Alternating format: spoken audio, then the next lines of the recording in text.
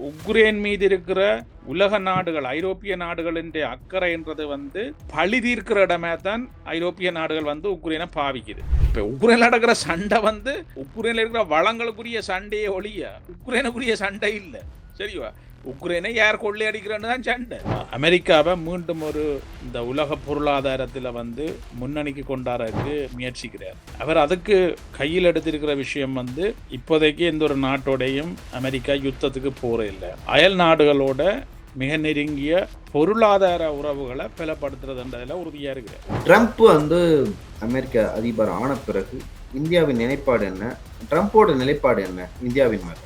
இந்தியாவுக்கும் ட்ரம்புக்கும் இடையில நல்ல உறவு இருக்குது. வெரி விஷயம்ன்றது ட்ரம்ப் ஓப்பனாயே இந்தியாவோட மட்டும் முரண்படையில், ஐரோப்பாவோட முரண்படுறார், சைனாவோட முரண்படுறார், ஆஸ்திரேலியாவோட முரண்படுறார், ஜெர்மனோட முரண்படுறார், கனடாவோட முரண்படுறார். கனடா ஒரு நாடே இல்லை, அமெரிக்காவின் இன்னொரு மாநிலம் என்று சொல்லி ஓப்பனாயே சொல்லி செலன்ஸ்கியின் அரசாங்கத்துக்கு உக்ரைன்ன்றது அவர்களுக்கு உண்மையில உலக நாடுகள் ஒரு கைப்பொம்மையா, ஒரு பராமிலிட்ரியா, ஒரு துணைக்குழுவா ஃபங்க்ஷன் பண்ணணும்.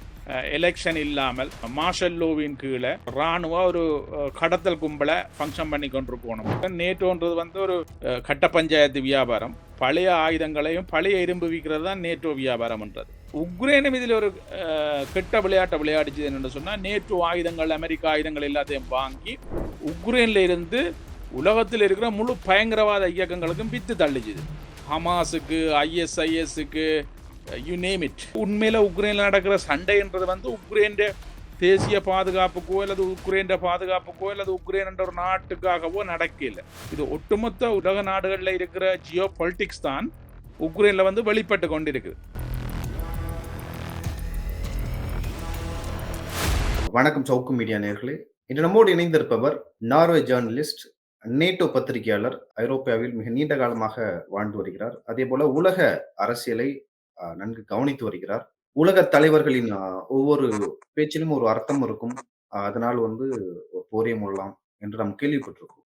ஸோ அதே போல தற்பொழுது அமெரிக்காவில் நடந்த அந்த ஆட்சி மாற்றம், அதிபர் மாற்றம் என்பது உலக அளவில், அதாவது வேர்ல்டோட ஆர்டரே மாற்றி அமைக்கப்பட்டுள்ளது அப்படின்னு சொல்லிட்டு உலக அரசியல் ஆய்வாளர்கள் மற்றும் வரலாற்று ஆய்வாளர்கள் சொல்லி இருக்கிறார்கள். அது குறித்தும் ட்ரம்ப் அவர்கள் அமெரிக்க அதிபராக மாறிய பிறகு என்னென்ன மாற்றங்கள்லாம் உலகில் நடக்கப் போகிறது, தற்போது என்ன நடந்து கொண்டிருக்கிறது என்று பல்வேறு விஷயங்கள் குறித்து பேச இருக்கிறோம். பாருங்கள் சார். வணக்கம். வணக்கம். வணக்கம். உங்களுக்கும் நேயர்களுக்கும் வணக்கம். மிக நீண்ட நாட்கள் ஆயிடுச்சு உங்ககிட்ட பேசி. ஏன்னா நான் உலக அரசியல் பல்வேறு விஷயங்கள் உங்ககிட்ட தான் கேட்டு தெரிஞ்சுப்பேன். அந்த வகையில் உங்களோட கருத்துக்களை நேயர்களுக்கு நீங்க சொல்லி பகிர்ந்து கொள்ள போகிறீர்கள். அமெரிக்காவின் அதிபராக ட்ரம்ப் அவர்கள் பொறுப்பேற்றதிலிருந்து எத்தகைய மாற்றங்கள் உலக அளவில் நடந்து வருகின்றன? ஏன்னா பைடன் அவர்கள் இருந்தபோது அப்போதே உலகில் உள்ள எல்லோருக்கும் பெரும்பாலும் தெரிந்து விட்டது அடுத்த அதிபர் ட்ரம்ப் என்பது அப்படின்னு சொல்லிட்டு. தற்போது அதிபராக அவர் பொறுப்பெடுத்துள்ளார். அவருடைய நடவடிக்கைகள் எல்லாம் மிக அதிரடியாக இருக்கிறது. முன்பு எப்போதும் இல்லாத அளவில் அமெரிக்க அதிபரின் இந்த நடவடிக்கைகளை எப்படி பாக்குறீங்க நீங்க? இல்ல, என்னுடைய பார்வை முற்றுமுழுத அந்த ஊடகங்கள்ல வர மாதிரி இல்ல, முற்றுமுழுத வித்தியாசமா இருக்கு.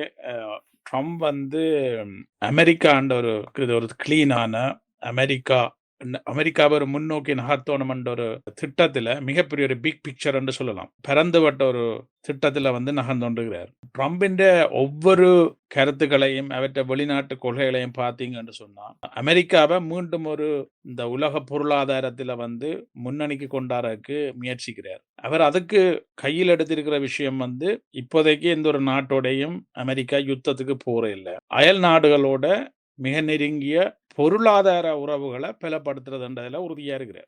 அயல் நாடுன்னு சொல்லி வரைக்க அவர் முதலெடுக்கிறது ரஷ்யாவோட மிகப்பெரிய ஒரு பொருளாதார உறவை பலப்படுத்தணும். இந்த ரஷ்யாவோட ஒரு பொருளாதார உறவை பலப்படுத்துறதுன்ற சாதாரண உறவு இல்லை. வட துருவத்தில் இருக்கிற பொருளாதார வளங்களை ரஷ்யாவோட சேர்ந்து பங்கு போட்டு அந்த ரிசோர்சஸ், வட துருவத்தில் இருக்கிற வளங்களை பயன்படுத்தி அமெரிக்காவை சைனாவோட முன்னணியில் இருக்கிற ஒரு உற்பத்தி நாட மாத்தணும் என்று முயற்சி செய்கிறார்.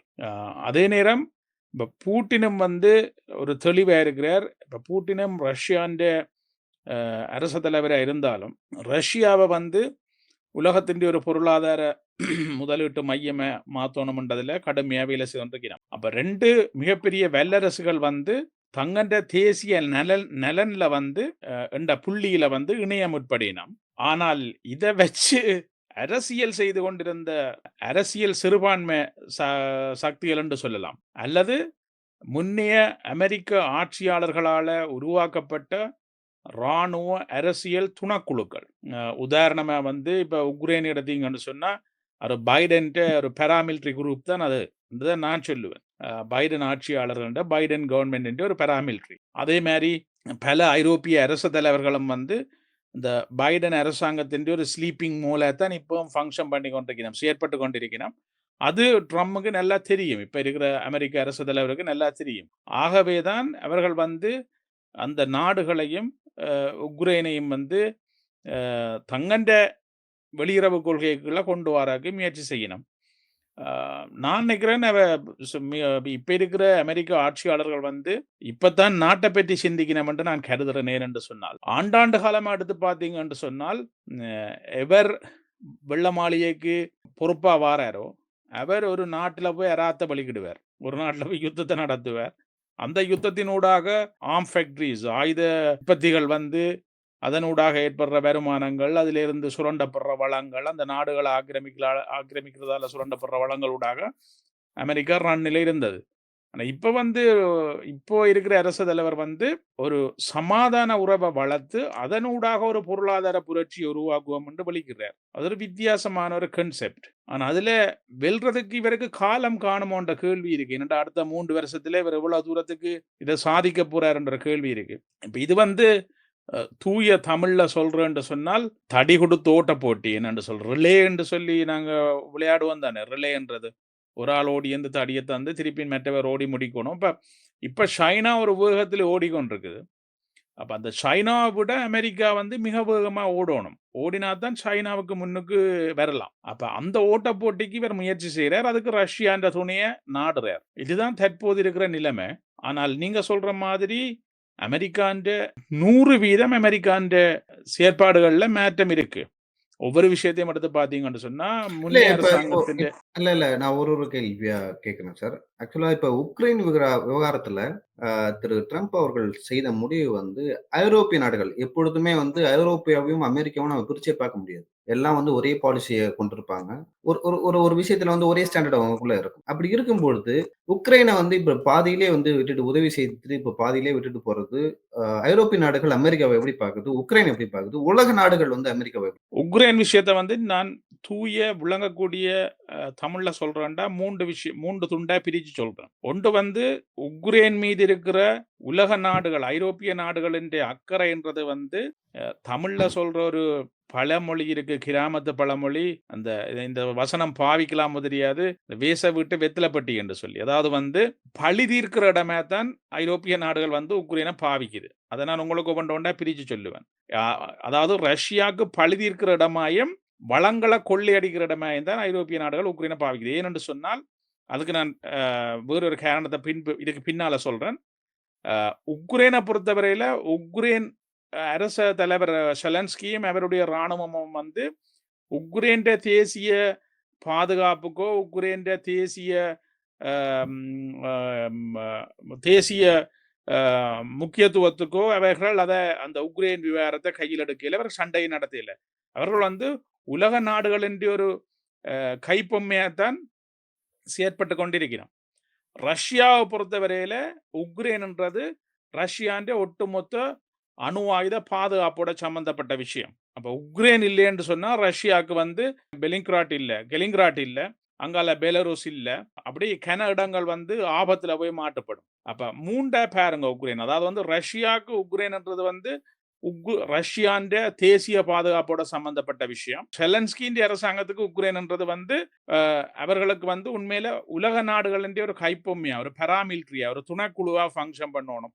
எலெக்ஷன் இல்லாமல் மார்ஷல் லோவின் கீழே இராணுவ ஒரு கடத்தல் கும்பலை ஃபங்க்ஷன் பண்ணி கொண்டிருக்கணும் என்றதான் செலன்ஸ்கியும் அவர்களுடைய குழுவின் செயற்பாடும். ஐரோப்பிய நாடுகளை பொறுத்தவரையில உக்ரைன்ல இருக்கிற மினரல்ஸ், அதாவது வளங்களை சூறையாடணும், ரஷ்யாவை பழி தீர்க்கணும். இப்ப இதுல வந்து 3யும் எடுத்து பார்த்தோம்னா, முதலாவது வந்து ஐரோப்பிய நாடுகள் எடுத்து பார்த்தீங்கன்னா, பிரான்ஸ் இப்ப ஆயுதத்தை கொட்டுறதுக்கு தயாரா இருக்கிற படைகளை அனுப்ப தயாரா இருக்கிறது பிரான்ஸும் பிரிட்டனும் முன்னணியில நிக்குது. இப்ப இதுல வந்து நீங்க கவனிக்கணும், இவர்கள் வந்து UN security council permanent members. பிரான்ஸுக்கு வந்து ஆப்பிரிக்க நாடுகள் கனதுல வந்து அவர்களோட காலனித்துவ கட்டுப்பாடு இன்றைக்கும் இருக்கு. அந்த நாடுகளுக்குள்ள ரஷ்யான்ற செல்வாக்கோட பல ஆப்பிரிக்க நாடுகள்ல வந்து இன்றைக்கு பிரான்சின் கை வந்து பறி போகுது. அதாவது பிரான்சின் கட்டுப்பாடு இழக்கப்பட்டு கொண்டு வருது. அதுக்கு பழி தீர்க்கிறதுக்கு பிரான்ஸ் உக்ரைனே ஒரு ஒரு ஒரு ஃபுட்பால் ஸ்டேடியமை பாவிக்குது. பிரிட்டனை எடுத்து பார்த்தீங்கன்னு சொன்னா ஒட்டுமொத்த உக்ரைன் வளத்தையும் 100 வருஷ குத்தகைக்கு எழுதி எடுத்துட்டுது. கையெழுத்தும் வச்சாச்சு. உக்ரைன் வந்து பிரித்தானியாவுக்கு வித்தாச்சு 100 வருஷத்துக்கு. காபர் அதாவது துறைமுகங்கள், உக்ரைன் வளங்கள் அனைத்துமே வந்து வித்தாச்சு. இரகசியமா எழுதி கொடுத்துருக்கு. அதே நேரம் பிரித்தானியாவுக்கு ஒரு பயம் இருக்கு. ஆண்டாண்டு காலமா ஐஆர்ஏ பிரச்சனை, நொதர்ன் ஐலாண்ட் பிரச்சனை, இதுல ரஷ்யான்ற பங்களிப்பு. அப்ப பிரித்தானியாவுக்கு ரஷ்யான்றது வந்து நொதர்ன் ஐலாண்ட் பக்கத்தால ஒரு அச்சுறுத்தலான விவகாரம்ன்றதால நோர்த் சி வட துருவம், வடகடல் பக்கத்துல ரஷ்யா செல்வாக்குகளை முறியடிக்கணும்ன்றதாலையும் பிரித்தானியா இதுல பழி தீர்க்கிறதுக்கு நிக்குது. அப்ப இந்த ரெண்டு அதுக்கு மப்பால வந்து ஐரோப்பிய நாடுகளுக்கு எடுத்து பார்த்தீங்கன்னு சொன்னா, இப்ப நோர்வே எடுத்து பார்த்தோம்னு சொன்னா, நோர்வே ஆயில் கேஸ் வியாபாரம் உக்ரைன்ல சண்டை நடந்தால் இவர்கள் ஆயிலையும் கேஸையும் தாங்கள் பைப் லைன் அடிச்சு கொடுக்கலாம், கப்பல்ல கொண்ட கொடுக்கலாம்ன்ற பொருளாதார சிந்தனைகள் இருக்கு. அது நடந்தொன்றும் இருக்குது.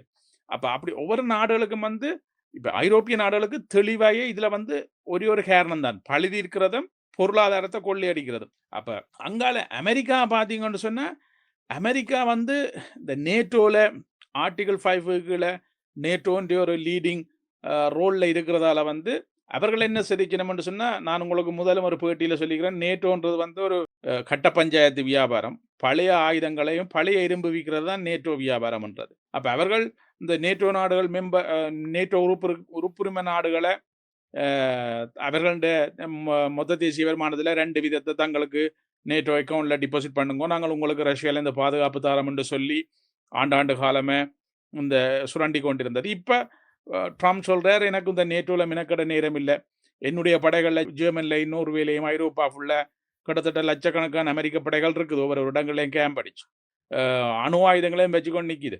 அப்ப இவர்களை வச்சு மெயின்டைன் பண்ணி இவர்களுக்கு சம்பளம் கொடுத்து உங்களோட நாடுகளை பார்த்துருக்கிறதுல ஒரு பிரயோசனம் இல்லை. சில நாடுகள் காசு தருது இல்லை, சில நாடு கடன்ல ஓடுது, சில நாடு அந்த 2 விதத்தை கூட தருது இல்லை. ஆகவே இது உள்ள நான் மினக்கட நேரம் இல்லை, நான் எந்த நாட்டை கட்டியமைக்கணும் என்ற சிந்தனையில இப்ப இருக்கிற அரசாங்கம் இருக்கிறதால இப்ப ஐரோப்பிய நாடுகள் என்ன சிந்திக்குது என்று சொன்னால், இப்ப உக்ரைனுக்குள்ள போய் ரஷ்யாவை நாங்கள் அடிச்சு முறிச்சோம் என்று சொன்னால், இல்ல ரஷ்யாவுக்கு ஒரு இடைஞ்சலை கொடுத்தோம் என்று சொன்னால், அதனூடாக அமெரிக்காவை தங்கண்ட வழிக்கு கொண்டுலாம் என்று சொல்லி ஒரு ஒரு ஒரு குறும் சிந்தனையில செயற்படுது. அப்ப உக்ரைன்ன்றது வந்து உண்மையில உக்ரைன்ல நடக்கிற சண்டைன்றது வந்து உக்ரைன் தேசிய பாதுகாப்புக்கோ அல்லது உக்ரைன் பாதுகாப்புக்கோ அல்லது உக்ரைன் என்ற ஒரு நாட்டுக்காகவோ நடக்கல. இது ஒட்டுமொத்த உலக நாடுகள்ல இருக்கிற ஜியோ பொலிட்டிக்ஸ் தான் உக்ரைன்ல வந்து வெளிப்பட்டு கொண்டிருக்குது. சரியோ? அப்ப மொத்தத்துல என்ன நடக்க போகுதுன்னு சொன்னால், இப்ப அமெரிக்கா சொல்லுது உக்ரைன் பிரச்சனைக்கு கட்டாயம் ஒரு சமாதான தீர்வு வேணும், இனி இதுக்கு சண்டையில நான் சம்பந்தப்பட விரும்பல. அதுக்கு ஒரு காரணம் தான். அமெரிக்கா என்னத்தை நெச்சுன்னு சொன்னால், இந்த மினரல் பொருளாதார வளத்தை ஒட்டுமொத்தமா தான் எழுதி எடுப்பான் உக்ரைன்ல என்றுதான் வெளிக்கிட்டது. அப்ப ரஷ்யால ஆனால் பிரிட்டன் வந்து அமெரிக்காவுக்கு சொல்லாமல் உக்ரைனை வந்து 100 வருஷ லீஸ் ஹோல்டில் எழுதி எடுத்துட்டு. அப்ப இது வந்து அமெரிக்காவுக்கு கடும் ஆத்திரம். ஏன்னு சொன்னா, தான் இந்த சண்டையில சம்பந்தப்பட்டனா, ஆனால் வளங்கள் எல்லாத்தையும் மற்ற நாடுகள் களவெடுத்து போட்டுதுண்டு. சரியோ? அப்ப இதுலயும் வந்து செலன்ஸ்கி குரூப்பும் வந்து 4-3 தடவை அமெரிக்காவை ஏமாத்தி போட்டோம். ஜெர்மன்ல வச்சு கையெழுத்து வைக்கிறோம்னு சொல்லி போட்டு கையெழுத்து வைக்கல, பேய் காட்டினவங்க. அப்ப வந்து நியூயார்க்ல வச்சு நாங்க கையெழுத்து வைக்கிறோம்னு சொல்லி போட்டு கையெழுத்து வைக்கல, பேய் காட்டிட்டாங்க. திருப்பி சவுதியில வச்சு நாங்க கையெழுத்து வைக்கிறோம்னு சொல்லி பேய் காட்டி போட்டு அங்கேயும் பேய் காட்டிட்டாங்க. என்னன்னு சொன்னா, இப்ப உக்ரைனுக்குள்ள இவர் செலன்ஸ்கி வந்து அமெரிக்காவுக்கு வந்து என்னன்னு சொல்ற கேபிட்டலிசம், அதாவது வந்து அமெரிக்கான்ற கேபிட்டலிசத்துக்கு ஒரு காலம் உக்ரைன்ல இடம் இல்லை. அமெரிக்காவுக்கு எழுதி கொடுக்கறதுக்கு உக்ரைன் மக்களோ உக்ரைன் இராணுவமோ தயார் இல்லை. சரியோ? ஆனால் முன்னிய அமெரிக்க ஆட்சியாளர்களுக்கு ஒரு வேறு ஒரு கோணத்துல தான் அந்த உக்ரைன் சண்டையை பாவிச்சது என்று சொன்னால், இப்ப உக்ரைன் சண்டைன்றது வந்து அமெரிக்கா ஆயுதத்தை பம்ப் பண்ணி பிரிட்டனோட சேர்ந்து உக்ரைனுக்குள்ள ரஷ்யாவுக்கு கிளர்ச்சி குழப்படியை உண்டு பண்ணி கொண்டு வந்தா ரஷ்யா வந்து பிரிட்டன் மீது ஒரு அணு ஆயுத தாக்குதலை மேற்கொண்டால் அது தங்களுக்கு ஒரு வெற்றியே அமையும் என்று சொல்லித்தான் அமெரிக்கா ட்ரை பண்ணது. அது கோல்டு வார் சிந்தனை உண்டு. உங்களுக்கு தெரியும் இந்த உலக மகா யுத்தத்தின் இரகசியம். அந்த அந்த பிரச்சனை பிரிட்டனுக்கும் அமெரிக்காவுக்கும் இடையில இப்பவும் இருக்கு. அப்ப அமெரிக்கா பார்த்தது என்னன்னு சொன்னா பிரிட்டனை கொண்ட இதுக்குள்ள ரஷ்யாவோட கொழுவி விட்டா ரஷ்யா பிரிட்டன் மீது தாக்கும், அதனூடாக ஒட்டுமொத்த ஐரோப்பாவும் பிரிட்டனும் தங்கண்ட கட்டுப்பாட்டுக்கு வரும் என்ற சிந்தனையில். ஆனா பூட்டின் வந்து மிக நிதானமா ரஷ்யாவுக்கு வெளியால ரஷ்ய ஆயுதங்கள் இதையும் ரஷ்யா பயன்படுத்த இல்லை. ஆனால் ஐரோப்பிய ஆயுதங்களும் அமெரிக்கா ஆயுதங்களும் வந்து தேவையான அளவில் ரஷ்யாவுக்குள்ள இப்ப பயன்படுத்தப்பட்டு கொண்டிருக்குது உக்ரைனூடாக. ஆனால் உக்ரைனும் இதில் ஒரு கெட்ட விளையாட்டை விளையாடிச்சது என்னன்னு சொன்னா நேட்டோ ஆயுதங்கள் அமெரிக்கா ஆயுதங்கள் எல்லாத்தையும் வாங்கி உக்ரைன்ல இருந்து உலகத்தில் இருக்கிற முழு பயங்கரவாத இயக்கங்களுக்கும் வித்து தள்ளிச்சுது. ஹமாஸுக்கு, ISISக்கு, யூ நேம் இட், ஃபாக்குக்கு, மற்ற வந்து உலகத்தில் இருக்கிற எல்லா டிஃபெக்டோ ஆயுத குழுக்களும் வந்து தங்கண்ட உறுப்பினர்களை உக்ரைனுக்கு அனுப்பி உக்ரைன் என்னன்னு சொல்ற பெய்ட் சோல்டியர்ஸ், அதாவது வந்து அந்த உக்ரைன் கூலிப்படைகள்ல சேர்த்து நேட்டோ ஆயுதங்களை கடந்த 3 வருஷமா கையாள வலிக்கிட்டுனோம். அப்ப இது வந்து இந்த ஐரோப்பிய நாடுகளுக்கும் அமெரிக்காவுக்கும் வந்து மிகப்பெரிய ஒரு பாதுகாப்பு அச்சுறுத்தல். என்னென்று சொன்னால் அவர்கள தொழில்நுட்பம், அவர்கள இராணுவ இரகசியங்கள், அவர்கள இராணுவ தளபாடங்களை உலகத்தின் பல பயங்கரவாத டிஃபெக்டோ குரூப்புகள் வந்து உக்ரைனுக்குள்ள இருந்து உக்ரைன் கூலிப்படைகளை மாறி கையாள்றதால வந்து மிகப்பெரிய ஒரு ஆபத்துல போய் முடியும்ன்றதை வந்து இன்றைக்கு உலக நாடுகளும் உணர்ந்துட்டது. அப்ப ஒட்டுமொத்தமா சிஐஏக்கும் உலக உளவுத்துறைகளுக்கும் ஒன்று தெரிஞ்சிட்டது உக்ரைன்றது வந்து மிகவும் ஒரு ஆபத்தான ஒரு இடம் என்று சொல்லி. இன்றைக்கு வந்து உக்ரைன் அக்கறையில யாருமே தொழிற்பட இல்லை. செலன்ஸ்கியும் உக்ரைன்ல அக்கறை இல்லை, அமெரிக்காவும் உக்ரைன்ல அக்கறை இல்லை, ஐரோப்பிய நாடுகளும் உக்ரைன்ல அக்கறை இல்லை. ஆனா உக்ரைன்ன்றது வந்து ரஷ்யா மீது எவர்களுக்கு விரக்தி இருக்கோ, ஆத்திரம் இருக்கோ, பழுதி இருக்கணுமோ அவர்கள் எல்லாரும் மையம் கொண்டிருக்கிற இடம் தான் உக்ரைன். இதைத்தான் நான் தூய தமிழ்ல விளங்கக்கூடிய, தமிழ் மக்களுக்கு விளங்கக்கூடிய மாதிரி தமிழ்ல சொல்லுவேன் என்று நான் கருதுறேன். இல்ல அமெரிக்கா, இஸ்ரேல் மற்றும் ஹமாஸ் அந்த விஷயத்த வந்து எப்படி பார்க்குது? இப்ப ட்ரம்ப் வந்த பிறகு வந்து காசாவுல இருக்கிற மக்கள்லாம் வந்து அங்க இருந்து இடம்பெயர சொன்னாரு. சரி, இதனால வந்து இஸ்ரேலுக்கோ இல்ல அமெரிக்காவுக்கோ என்ன லாபம்? அது வந்து நிரந்தரமானதா அந்த இடம்பெயர்தல்? அதன் பிறகு வந்து அந்த மக்கள் அங்க வரவே முடியாதா? அதுக்கு பின்ன என்ன என்னன்னா அரசாங்கம்? இஸ்ரேல் காசா பிரச்சனை வந்து உங்களுக்கு தெரியணும். அதுல வந்து ரஷ்யான்ற ரோல் வந்து பெருசா இருந்தது முந்தியும். அது வந்து இந்த உக்ரைன் பிரச்சனை பிறகுதான் இஸ்ரேல் காசா பிரச்சனை பெருக்கணுமா சிறுக்கணுமான்றது கண்ட்ரோல், அதுன்ற மையம் வந்து ஃபியூஸ் வந்து மாஸ்கோல தான் இருக்கு. சரியா? அதை வந்து தெளிவா வச்சுக்கொள்ளுங்க. என்னென்று சொன்னால் இப்ப காசா பிரச்சனை இல்லை. காசா உங்களுக்கு தெரியும் ரஷ்யா வந்து காசால இருக்கிற குரூப்புகளுக்கு நிக்குது. இந்தியால வந்து இஸ்ரேல் மீது அமெரிக்காவோட சம்பந்தப்பட்ட நாடுகள் இருக்குது. இந்த விஷயத்துல வந்து இப்ப அமெரிக்காவுக்கும் ரஷ்யாவுக்கும் இடையில ஒரு இரகசிய டீல் ஒன்று இருக்கிற மாதிரி தான் இருக்குது. எல்லாருக்கும் தெரியும் இந்த உக்ரைனுக்குள்ள கை வச்சா ரஷ்யா வந்து ஒட்டுமொத்த உலகத்துக்குள்ளேயும் புகுந்து விளையாடும் என்று சொல்லி. அதுல அமெரிக்கா வந்து தெளிவா இருக்குது. அமெரிக்காவுக்கு தெரிஞ்சிட்டுது. இப்ப அமெரிக்காவுக்கு ஒரே ஒரு விஷயத்த அமெரிக்காவால ஒட்டுமொத்த உலகத்திலும் இருக்கிற பிரச்சனைகளை கையாள முடியாது. ஏன்னா அவர்கள்ட்ட காசு இல்ல, அவர்கள்ட்ட இராணுவ தளவாடங்கள் இல்ல, அவர்கள்ட்ட அவ்வளவு வளம் இல்ல. அப்ப அவர்கள் பார்க்கணும் என்னன்னு சொன்னா ஒட்டுமொத்த உக்ரைனையும் ஒரு நாடாயே ஏற்றுக்கொள்ளாமல் அதை ரஷ்யாட்டை ஒப்படைச்சிட்டா தாங்கள் இப்போதைக்கு தங்களுடைய ஆட்சியை பாதுகாத்துக் கொள்ளலாம் என்று சொல்லி. மற்ற ட்ரம்புக்கும் வந்து ஒரு தேவை இருக்கு, ரஷ்யாவோட நல்ல ஒரு நட்புறவில் இருக்கணும் என்று சொன்னா அவர் கிட்டத்தட்ட ஒரு 20-30 வருஷமாயே ரஷ்யாவோட ஒரு உறவில் இருக்கிற அரசியல்வாதி. மற்ற வந்து அவர் வந்து ஒரு ஒரு ஒரு ஒரு ஒரு வியாபாரி, ஒரு டீல் மேக்கர். அவரை பொறுத்தவரையில இப்போதைக்கு வந்து யாரோடையும் சண்டையை போகணும்ன்ற தேவை இல்லை. மற்ற இன்னொரு ஃபேக்டரை நீங்க பார்க்கணும், அவற்ற வயசு, பூட்டின் வயசு. அப்ப இவர்கள்ட வயசுக்கும் வந்து அவர்கள் பார்க்கணும் அவன் முதுமை அனுபவத்தின் அடிப்படையில நாட்டை பொருளாதார ஸ்திரத்தன்மைக்கு நகர்த்தணும் என்று தான் யோசிக்கணும். அப்ப இந்தியால செலன்ஸ்கி வந்து அவருக்கு இப்ப ரத்த கொதிப்பு 47 வயசு, அவருக்கு வந்து எதுவுமே புரிஞ்சு கொள்ற அளவில் இல்லை. அப்ப அவர் என்ன நினைக்கிறாருன்னு சொன்னால் இவியல் வயசு போனாக்கள் தானே, இன்னும் ஒரு 5 வருஷத்துக்கு பிறகு இவியல் நேரம் முடிஞ்சிருவினோம், அதுக்கு பிறகு நாங்கள் ஒரு வெற்றி செய்தியை கொண்டாடலாம் என்று சொல்லி. ஆனா அது எவ்வளவு தூரம் அவர்களுக்கு ஒர்க் அவுட் ஆகும்னு எனக்கு தெரியாது. ஆனால் ஒரு விஷயத்துல ரஷ்யாவும் அமெரிக்காவும் தெளிவா இருக்குது. தாங்கள் 2 பேரும் உக்ரைனுக்கு அப்பால ஒரு நார்மலான ஒரு ஒரு ஒரு முரண்பாடற்ற உறவ உருவாக்குறதுன்றதுல தெளிவா இருக்கணும். அவர்கள் அதுக்குரிய வேலை திட்டங்கள தற்போது ஒர்க் அவுட் பண்ணி செய்து கொண்டிருக்கணும். ஆனால் நீங்க கேட்ட ஹமாஸ் பிரச்சனை, இஸ்ரேல் பிரச்சனை வந்து அதுக்கு வந்து முந்தி ரஷ்யா வந்து அதுல சம்பந்தப்பட்டது. காசா ஊடாக, ஹமாஸ் ஊடாக, ஹமாஸ் மற்றும் அதனோட சம்பந்தப்பட்ட சின்ன சின்ன குழுக்கள் ஊடாக. இப்ப வந்து உக்ரைன் பிரச்சனையில அமெரிக்கா வேறு ஒரு ஸ்டாண்ட் எடுத்திருக்கிறதால இந்த ஹமாஸ் இஸ்ரேல் பிரச்சனையில இருந்து ரஷ்யா வெளியேறி இருக்கு தற்காலிகமா. அது மட்டும் இல்ல, இங்க சிரியால பார்க்கலாம், மத்திய கிழக்குல கனடங்கள்ல பார்க்கலாம், அதே மாதிரி ஆப்பிரிக்காலையும் கனடங்கள்ல ரஷ்யா விட்டு கொடுத்திருக்குது. அப்ப இப்ப வந்து கொம்ப்ரமைஸ், அதாவது வந்து ஒரு ரெண்டு வல்லரசுகளும் வந்து சில விஷயங்களை இரகசியமா கதைச்சு விட்டு கொடுத்து அதை உக்ரைன்ல சமநிலைப்படுத்துற வேலைகளை செய்து கொண்டிருக்கிறோம். அதை வந்து ஐரோப்பிய நாடுகள் தங்களுக்கு ஒரு அச்சுறுத்தலா கருதுது. ஏன்னு சொன்னா 2 வல்லரசும் சேர்ந்துட்டா தங்களை நசுக்கிடுவாங்க என்ற பயத்துல. ஆனா செலன்ஸ்கி செய்யறது வந்து கோமாளி விளையாட்டு. இப்ப போய் பிரிட்டனுக்கு சொல்றது உங்களுக்கு ரஷ்யா குண்டு வைக்கும் அடிக்கும் என்று சொல்லி, பிரான்சுக்கு சொல்றது ஐரோப்பாவை ரஷ்யா ஆக்கிரமிக்க போகுது என்று சொல்லி. செலன்ஸ்கி செய்யறது வந்து அவர் ஜனாதிபதி ஆக முதல் செய்த கோமாளி வித்தைகளை வந்து இப்ப ஜனாதிபதி ஆனா அப்புறம் செய்து கொண்டிருக்கிறார். அமெரிக்காக்கு இப்ப தெரிஞ்சிட்டது. ஏனென்று சொன்னா, இப்ப நான் முந்தியும் பல பேட்டிகள்ல சொல்லியிருக்கிறேன். உக்ரைன்ல யுத்தம் நடந்தாலும் சிஐஏயும் எஃப்எஸ்பியும் சிஐஏயும் பழைய கேஜிபி யூனிட்டும் வந்து தொடர்பாடல்ல தான் இருந்தது. இப்ப வந்து சிஐஏயும் கேஜிபி எஃப்எஸ்பியும் வந்து நேரடியாகவே தங்கண்ட உறவுகளை வளர்த்துக் கொள்றோம் என்று சொல்லி ஒரு ஒரு ஒரு சுமூகமான நிலையை நோக்கி நகர்ந்தோன்றிருக்கிறோம். ஆனா இதை வந்து குழப்புறக்குரிய வேலைகளை வந்து ஐரோப்பாவில் இருக்கிற சில நாடுகள் வந்து கடுமையா முயற்சி செய்து கொண்டிருக்குது. அதுக்குரிய உண்மையான காரணம் வந்து ரஷ்யாவை வீக் ஆக்கணும், ரஷ்யாவை பலவீனப்படுத்தணும். ரஷ்யாவை பலவீனப்படுத்துறதன் ஊடாக அந்த ரஷ்யான் அலையன்ஸ் இருக்கு தானே, பிரிக் கண்ட்ரிஸ், இந்தியா, சைனா, இந்த ரஷ்யா, நாடுகளை வந்து சவுத் ஆப்பிரிக்கா. இன்னொரு அடிமவாதத்துல இன்னொரு 500 வருஷத்துக்கு வச்சிருக்கலாம். ஏனென்றா ரஷ்யாவை அடிச்சு நொறுக்கினால் இந்த உலகத்தை ஐரோப்பிய நாடுகள் மீண்டும் அடிமவாதத்துக்கு வச்சிருக்கலாம் என்று கருதுது. ரஷ்யா பலமடைகிறத வந்து இந்த நாடுகள் விரும்பவே இல்லை.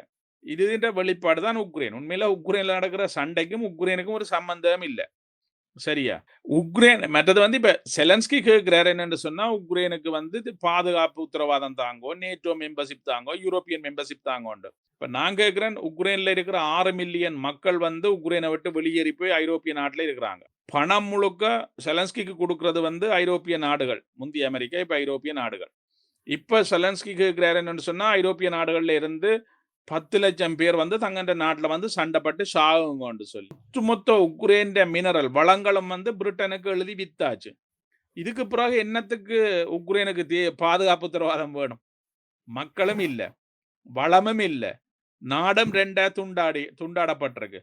அப்ப செலன்ஸ்கி உண்மையில நாட்டை பெற்றிருந்தா என்ன செய்யலாம் என்று சொன்னா, ஓகே, ரஷ்யாவோட கதைச்சு ரஷ்யாவோட ஒரு நெகோசியேஷனுக்கு போய் ரஷ்யாவோட ஒரு தேசிய பாதுகாப்பை பற்றி கதைச்சு உக்ரைனுக்குரிய பாதுகாப்பை ரஷ்யாட்ட இருந்து பெற்று நாட்டையும் பாதுகாத்து நாட்டின் வளங்களையும் பாதுகாத்து உக்ரைன் மக்களையும் பாதுகாத்திருக்கலாம். என இவர்கள் செய்தது என்னன்னு சொன்னா, உலக பிரச்சனை எல்லாத்தையும் உக்ரைனுக்கு கொண்டு வந்து ஒட்டுமொத்த உக்ரைன் மக்களையும் கொலை செய்து ஒட்டுமொத்த உக்ரைனையும் சின்னாபின்னப்படுத்தி ஒட்டுமொத்த உக்ரைன் வளங்களையும் உலக நாடுகளுக்கு வித்து இன்றைக்கு உக்ரைனும் இல்ல, உக்ரைன்ல மக்களும் இல்ல, உக்ரைன் வளமும் இல்ல. அப்ப இன்றைக்கு மிச்ச சண்டை நடக்குதுண்டா, சண்டைக்கு போன எல்லாரும் தங்களுக்குள்ள சண்டை படினம். நீ கூட வளத்தை கொள்ளை அடிச்சுட்டா, நான் கொள்ளை அடிக்கலன்னு சொல்லி. இன்றைக்கு அமெரிக்காவுக்கும் பிரிட்டனுக்கும் இருக்கிற பிரச்சனை வந்து அமெரிக்கா நேரடியா சொல்லிட்டுது, இவர்கள் சண்டைக்கு கொடுத்த காசை வந்து இப்ப திருப்பி பெற வழிகிட்டோம். நாங்கள் கொடுத்த எல்லாம் எங்க போனோன்றே தெரியாது, எல்லாம் களவெடுத்துட்டாங்க. எங்களுக்கு இருக்கிற மிச்ச வளத்தை இருந்தாலும் எழுதித்தாங்கன்னு சொல்லி. இப்ப உக்ரைன்ல நடக்கிற சண்டை வந்து உக்ரைன்ல இருக்கிற வளங்களுக்குரிய சண்டையே ஒழிய உக்ரைனுக்குரிய சண்டை இல்ல. சரிவா? உக்ரைனை யார் கொள்ளை அடிக்கிறன்னு தான் சண்டை. ஆனால் உக்ரைன் சண்டைன்றது ரஷ்யாவை பொறுத்தவரையில ரஷ்யான்ற ஒட்டுமொத்த தேசிய பாதுகாப்பின் மையம். என்னன்னு சொன்னா, உக்ரைன்ன்றது வந்து அங்கால ரஸ்தோவ் ஒண்டோன், மொஸ்கோ, எல்லா அங்க அந்த பிராந்தியம் உள்ள ராணுவ உற்பத்தி நிலையங்களும் ராணுவ தளபாடங்களும் அணு ஆயுத மையங்களும், மற்றது கேஸ் சப்ளை, ஆயில் கேஸ், ஐரோப்பா பொருளாதார மையங்கள் இருக்கு.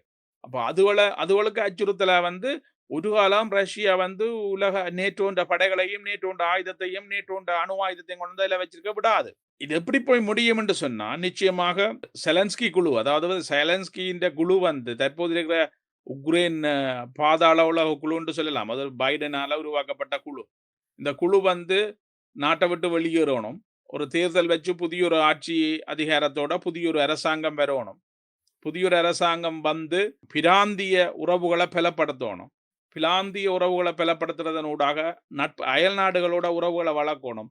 வளர்க்கிறதனூடாகத்தான் உக்ரைன் என்ற ஒரு நாடு மீண்டும் உலக படத்தில இருக்கும் என்று நான் கருதுறேன். இப்படியே போகுமா இருந்தா, நான் நினைக்கையில உக்ரைன் வந்து யுஎன்ல மெம்பர்ஷிப்பா கூட இருக்க முடியாத நிலைமை வரும் மிக விரைவில. சரிங்க சார்.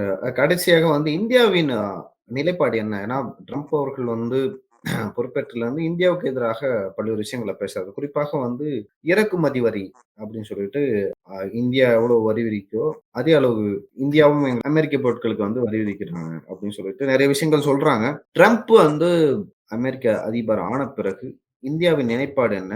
ட்ரம்போட நிலைப்பாடு என்ன இந்தியாவின் மேல? இல்ல. இந்தியாவுக்கும் ட்ரம்புக்கும் இடையில நல்ல உறவு இருக்கு. இந்த வரி விஷயம்ன்றது வந்து ட்ரம்ப் ஓப்பனாயே இந்தியாவோட மட்டும் முரண்படையில. ஐரோப்பாவோட முரண்படுறார்.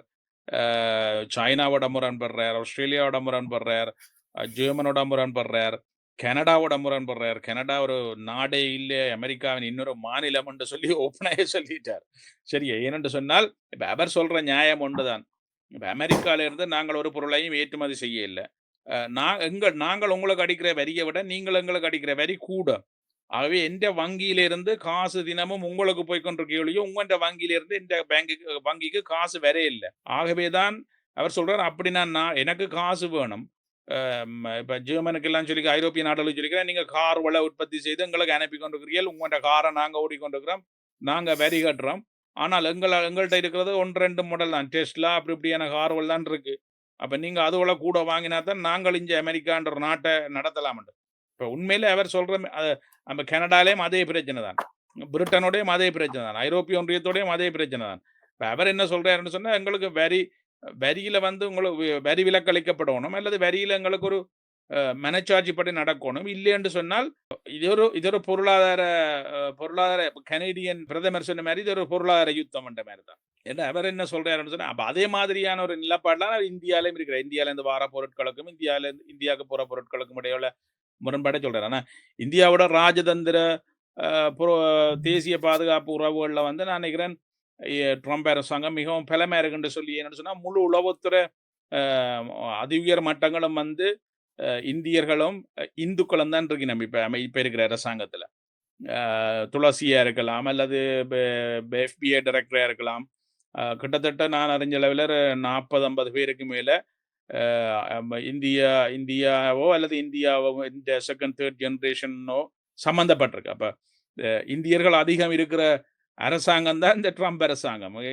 அமெரிக்கான்ற வைஸ் பிரசிடென்ட் வரைக்கும் இந்தியான்ற செல்வாக்கு இருக்கு. ஆகவே வந்து இந்த அரசாங்கம், இந்த தற்போது இருக்கிற அமெரிக்க அரசாங்கம் இந்தியாவுக்கு எதிரான அரசாங்கம் இல்ல. ஆனா வரி கொள்கையில வந்து அவர்கள் பொதுவா உலகம் முழுக்க முரண்படுற விடயங்களையே இந்தியா மீதும் சொல்லிக் கொண்டிருக்கிறோம். அது அது வந்து அதை பற்றி எனக்கு கருத்து சொல்ல தெரியாது. வரி கொள்கையில வந்து அது இந்தியா மட்டுமின்றில்ல, அமெரிக்காவும் வரியோட சம்பந்தப்பட்ட நாடுகளும் வந்து கையாள வேண்டிய விஷயம் என்றுதான் இப்ப இருக்கிற அமெரிக்க அரசாங்கம் சொல்லுது. வரி கொள்கை ஒரு பிரச்சனைக்குரிய ஒரு விஷயம் இல்ல. ட்ரம்ப் அவர்கள் வந்து பதவி ஏற்பதற்கு முன்பாகவே ஒரு கருத்து சொன்னாரு. அது என்னன்னா, பனாமா கால்வாய் வந்து எங்களுக்கு சொந்தமானது. அத நான் சொந்தமாக்குவோம் அப்படின்னு சொல்லிட்டு பல்வேறு விஷயங்கள அதிரடியா சொன்னாரு. சீனாவ பற்றியும் வந்து சொன்னாரு. சீனாவின் ஆதிக்கத்தை தென் அமெரிக்காவில் வந்து ஒழிப்போம் அப்படின்லாம் சொன்னாரு. அது செயல்படுத்த வாய்ப்பு இருக்கா? அந்த பனாமா கால்வாய் வந்து சீனாவ நிரந்தரமா வந்து வெளியேற்ற வாய்ப்பு இருக்கா? அப்படி நடந்தால் சீனாவுக்கும், அமெரிக்காவுக்குமான அந்த மோதல் என்பது மிகப்பெரிய அளவில் இருக்கும். அத எப்படி ஹேண்டில் பண்ண போறாங்க சீனா? என்னன்னு சமீபத்துல சொன்னா, அவர் சொல்றது நல்ல திட்டம். நானும் அதை வரவேற்கிறேன். ஏன்னு சொன்னா, பனாமா வந்து முந்தி அமெரிக்கான்ற கட்டுப்பாட்டுல இருந்தது. பனாமா திட்டத்தை அவர் அறிமுகப்படுத்தி சைனாட்ட இருந்து பறிப்பார் என்று சொன்னா, இப்ப சைனாக்கு போற முழு ஷிப்பிங் ரூட்டும் வந்து, கடல் ரூட்டும் உங்களுக்கு தெரியும் தானே, ஐரோப்பால இருந்து, ஆப்பிரிக்கால இருந்து ஆசியா ஊடாக தான் போகுது. அது என்எஸ்எஃப்ஆர்களால போகும். நோர்தர்ன் சீ ரூட்டுகளால போகும். எங்க ரஷ்யான்ற எல்லைகளை கடந்து அப்படியே வட துருவத்தால அட்டாம் ஐஸ் பிரேக்கரை பாவிச்சு கொண்டு போவாங்க. இப்ப 40 நாள் கடல் பயணம்ண்டா அதுல 5 நாள் தான் பயணமா இருக்கும். 5 நாள்ல போயிடும். அதனூடாக அமெரிக்காவுக்கும் வந்து மிக ஒரு பொருளாதாரம் உயரும். ரஷ்யாவுக்கும் வந்து அதால வந்து மிகப்பெரிய பொருளாதார வளங்கள் கிடைக்கும். அப்ப அதுல வந்து இந்த ரிச்சர்ட் ஆர்மிட்டேஜ் இருந்த காலத்துல ஜோர்ஜ் புஷ் பீரியட்ல நானும் அதுல கலந்து கொண்டேன். அப்ப அதுல ரிச்சர்ட் ஆர்மிட்டேஜ் மீட்டிங்ல நானும் இருக்க வந்து ரஷ்ய உளவுத்துறை அதிகாரி ஒரு சொன்னவர் வந்து அது இன்டர்னல் சி ரூட். அப்ப ரிச்சர்ட் ஆர்மிட்டேஜ் சொன்னவர் அது இன்டர்நேஷனல் சி ரூட்டா தான் அமெரிக்கா விடும் சொல்லி அதை வந்து ரஷ்யாண்ட கிராமங்களையும் எல்லைகளையும் ஆறுகளையும் ஊடர்த்து சொல்றதால அது ரஷ்யாண்ட இன்டர்னல் சி ரூட்ன்றதான் ரஷ்ய அரசாங்கத்தின் நிலப்பாடு. ஆனால் அமெரிக்கா சொல்லுது அது ஒரு இன்டர்நேஷனல் சி ரூட்டா தான் நாங்க வச்சிருப்போம் என்று சொல்லி.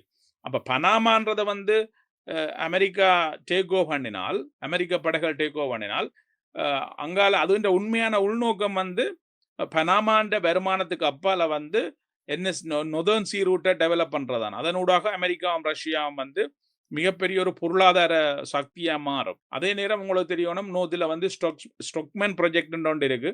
அமெரிக்காவும் ரஷ்யாவும் சேர்ந்து வட துருவத்தில் இருக்கிற ஆயிலையும் கேஸையும் எடுத்து பைப்லைனூடாக அமெரிக்காவுக்கும் ஐரோப்பாவுக்கும் விற்கிறது. இப்ப சிலவளை அவர்கள் அதையும் செய்ய வழிகிட்டா அடுத்த 100 வருஷத்துக்கு உலகத்தின் சக்தி எரிபொருள் வளங்களின் வியாபாரிகளை அமெரிக்காவும் ரஷ்யாவும் பார்ட்னர்ஷிப்பா தான் இருக்கும்.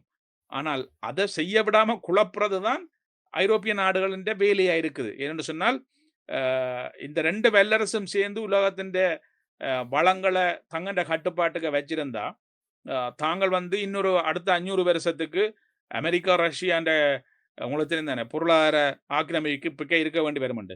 அப்படி ரஷ்யாவும் அமெரிக்காவும் இணைஞ்சா மத்திய கிழக்கின்ற இப்ப உபேக்கின்ற செயற்பாடுகள் எல்லாம் வந்து இல்லாம போயிடும். ஏனென்று சொன்னால் இப்ப அவர்கள்ட ஆயில் வியாபாரங்கள் எல்லாம் வந்து முடக்கப்பட்டு அமெரிக்காவும் ரஷ்யாவும் தான் உலகத்துல ஆயில் அண்ட் கேஸ் எரிபொருட்களின் வியாபாரத்தை தீர்மானிக்கிற சக்தியா மாறும்.